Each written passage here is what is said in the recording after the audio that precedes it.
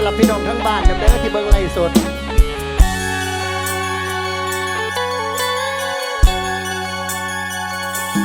สู่เด้ออายขอเป็นแรงใจให้ส่งความห่วงใยจากใจคนเคยร่วมฝันหัวน้องหากเขาสองเฮาจึงแยกกันยางบ่สิทธิ์ได้เดินเคียงข้างแต่ยังคิดฮอดบ่เศร้าเพื่อน้องบังเอิญเผชิญความมนมีความวุ่นวอนปวนใจจงทำให้เหงาต่อสายมาเด้อบ่ต้องอายเว้าจากแฟนเก่ามือถือยังมีชื่อเจ้าแม้เราเลิกกันนานปีช่วยหน่อยแล้ว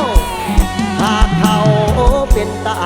งอย่าลืมหาทางส่งข่าวแม้เพียงทุกเศษความเหงาอย่าเก็บไปเด้อคนดีแม่นอีหลีอยู่บ่ข่าวว่ามาถูกแฟนย่ำยี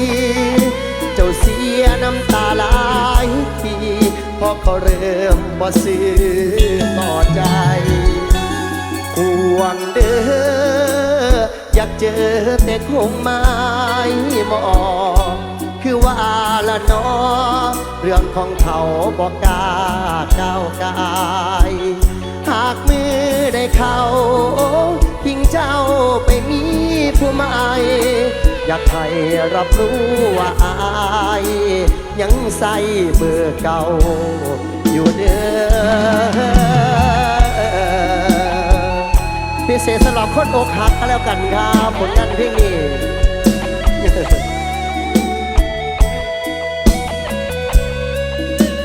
อย่างในทัวร์เด้อน้องๆ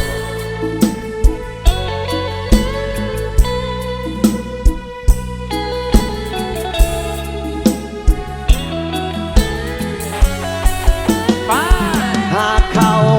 เป็นต่างอย่าลืมหาทางส่งข่าวแม้เพียงทุกเศษความเหงาอย่าเก็บไปเด้อคนดีแม่นอีหลีอยู่บ่เข้ามาว่าถูกแฟนย่ำยี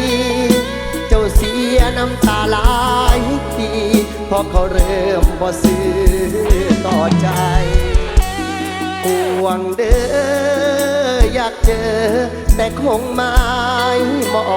งคือว่าละน้องเรื่องของเขาบอกกล้าก้าวกายหากมือได้เข้า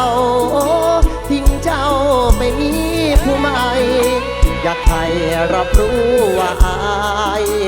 ยังใส่เบอร์เก่าอยู่เด้อยังใส่เบอร์เก่าอยู่เด้อผู้สาวเด้อเบอร์ใดหัวหน้า097 539 3525ต้องลืมเอา